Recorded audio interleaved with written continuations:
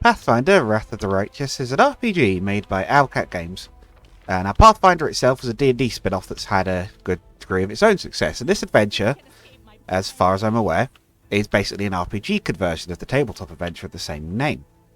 You take control of a party of up to 6 members, this is my lot, from a combination of both pre-made and pre-written party members with their own storylines, all reasonably well written and likeable to some extent, apart from maybe resident edgy boy Greyball, who repeatedly talks big and then fails to back it up. No, I am not paying 25,000 gold to keep you in my party, are you kidding me? And mercenary characters such as my ones here that you make yourself in the same way as your main character. As somebody who usually prefers, when given an option in RPGs, to build a team of customs, I've been using pretty much exclusively them, aside from certain missions. The plot is pretty simple. It's basically leading a crusade against a demonic invading force, and the plot takes you both from sort of fairly humble starts at the bottom of a hole you've fallen down during the invasion of a demon city, to the depths of the abyss itself, to various mysterious ruins, some quite high-tech, some ancient, and more. The game itself can be played either as a turn-based game or not at all. A joke, but I basically never touch the real-time combat mode. I only occasionally use it to break out of bugs that sometimes pop up. To me, it's always felt a bit too chaotic, like I have no real control of what was going on. I enormously prefer turn-based mode, even though it definitely plays a bit differently. Combat works pretty well for the most part. It's enjoyable. There's a huge variety of possible builds for your party members for what they can do. Although some of the stronger foes you'll end up fighting can sometimes feel like there's nothing you can do that works against them. It's a bit of a weird thing. Sometimes it's not even like foes you're meant to come back to later sometimes. It can be foes that you are meant to be fighting at that point. They just are that strong.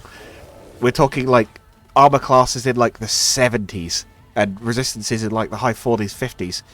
Considering you're rolling a 20-sided die, there's sometimes just literally nothing you can do about it, and you're sometimes just fishing for critical hits. It's not super common, but it does happen occasionally, and it feels a bit odd for being on what is supposed to be normal difficulty. Although there's not been anything like that I haven't eventually been able to get round. While mostly a fairly stable and reasonably well-performing game, it is trying to do a lot, and in certain areas, such as this one, the Abyss, the performance can start to suffer a bit. And there have been the occasional bug that I've run into along the way. Or I suppose I should say has been the occasional bug along the way. Additionally, with this particular area, the Abyss, it was pretty painful to play through. There's a lot of very strong creatures waiting to ambush you around the place and betray you, both from literally stabbing you in the back to just ripping you off in the case of one particular demonic bartender. I found myself trying to rush through the Abyss area, especially with how you end up there, which is not ideal circumstances, shall we say. But not only did that not work, but it turns out that's not really what you're supposed to do, as a good maybe fifth of the game takes place down here. It also had the slight problem that I didn't really care about a lot of what was going on down here. It's like, I don't care what demons are ripping each other off or scheming against each other. They're all my enemy. Why would I, like, support any of them? Additionally, another issue I had was that some of the in-game decisions that you can make quite early on can come back to bite you, shall we say. While the mythic quests that you'll have to take throughout the game do unlock mythic ranks that grant you some quite interesting and quite powerful abilities, actually, as you go through the game, and I love the system, I had the issue of going down the Lich path, but as a good character. My thought line being that, or thought process I should say, being that having an army of the undead would be quite helpful against the demonic invasion, and I wouldn't actually have to do anything evil with it. Well, it did help, actually, many times, but I ended up with an awkward situation at one point, where I couldn't advance because I had to be evil to continue onwards in the game. No choice available here, evil or it won't work, and I couldn't change the path. At least not without fighting an extremely high-level Lich, which I had no chance of beating at that time.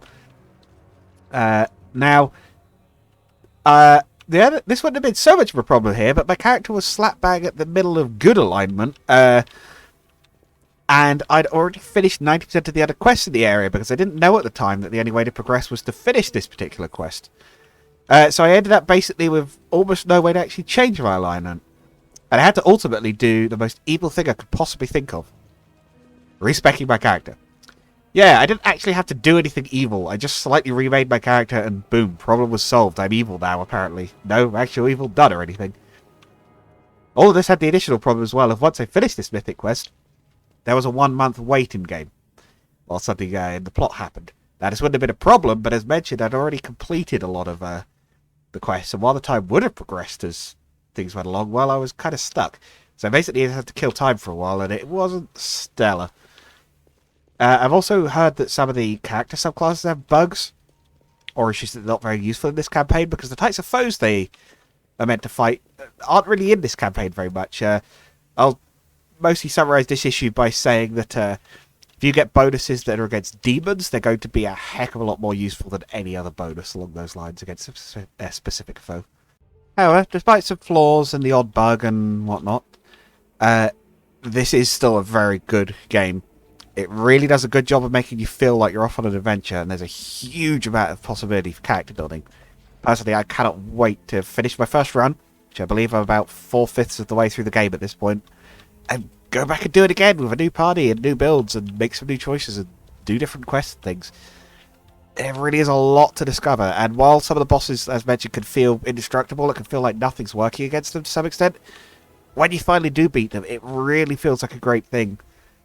And it's always fun to be leveling up, like getting through the game, discovering cool new equipment with unique powers and leveling up and new spells. I think I said leveling up twice, but you get the idea. There's a lot of fun things here. So yes, Pathfinder Wrath of the Righteous. I'm going to give it a solid 8 out of 10. It's not perfect, it's got a few issues, but it is very enjoyable overall. Alright, hopefully you'll enjoy this. I'm trying out a new format with these little quick reviews as opposed to much longer ones I've done before. If you want to support the channel, go check out the 2 games that I've made in the description. There'll be links to both. There's both IORC, which is sort of a... almost about, I describe it as like being the fire service equivalent for space debris. And there's also my new one, Sel Quinta, the 6 City Quest, which is an RPG. Little along the lines of this, although I do only mean little. There's definitely a few differences, but you might enjoy that too. If you like this game, you never know. Go check it out.